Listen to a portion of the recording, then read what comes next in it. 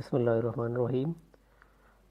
मैं आज आपको बताने जा रहा हूँ कि आप कैसे अपने मोबाइल से फ्री चेक कर सकते हैं कि आपका मोबाइल पीटीए से रजिस्टर है या नहीं। तो सबसे पहले आप सेटिंग में जाएं। सेटिंग में जाने के बाद आप लास्ट में अपने मोबाइल अबाउट फ़ोन सेलेक्ट करें। अबाउट फ़ोन को ओपन करने के बाद आपने मोबाइल के स्टेटस में जाना है।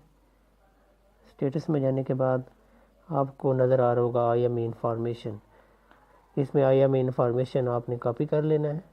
ये दोनों IMEI स्लॉट 1 स्लॉट 2, स्लॉट 1 और स्लॉट 2 का मतलब ये है कि आपके मोबाइल में अगर 2 सिम है तो आपके IMEI 2 होंगे। तो इन दोनों को आपने कॉपी करना है। देन फिर आपने क्या करना है, आपने गूगल में जाना है, गूगल को ओपन करना है। गूगल में एक वेबसाइट है dirbs.pta.government.pk। तो इस वेबसाइट के ऊपर आपने जाना है। जब आप वेबसाइट ओपन कर लेंगे तो आप देख सकते हैं कि आपके पास एंटर 15 डिजिट IMEI आ रहा होगा। तो वहाँ पे आपने क्या करना है, कोई भी अपना IMEI नंबर एंटर करना है।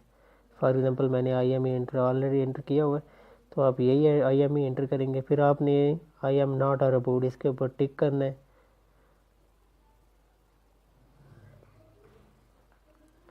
देन आपने चेक करना है। तो आप देख सकते हैं आपकी डिवाइस का स्टेटस आ गया है कि आपका मोबाइल क्या कंप्लेंट है।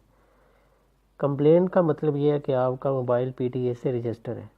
अदरवाइज़ अगर आपका मोबाइल वैलिड आए और इनवैलिड आए तो इसमें 2 ऑप्शन होंगे। अगर वैलिड होगा तो इसका मतलब है कि आपका मोबाइल PTA रजिस्टर कर देगी 20 अक्टूबर से पहले या 20 अक्टूबर के बाद।